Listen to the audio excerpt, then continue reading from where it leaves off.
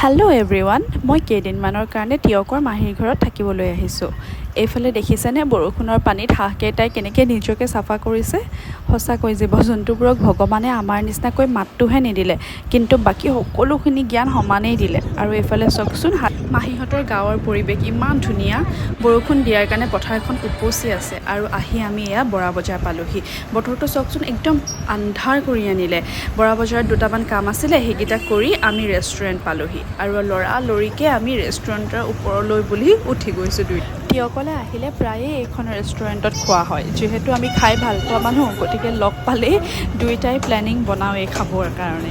আৰু এইফালে চাওকচোন, উঠি যাওঁতে মই বোলো ভিডিঅ' এটাকে বনাই লওঁ। তাৰ পৰা আমি দুয়োটা ভিতৰলৈ সোমাই গৈ অৰ্ডাৰ দিবৰ কাৰণে বহিলোঁ। আৰু এই চাওকচোন, ইমান ধুনীয়া ভিতৰতো। আৰু ভিতৰৰ পৰাই যে বাহিৰত কি হৈছে গ্লাছখনেৰে চব চাই থাকিব পাৰি।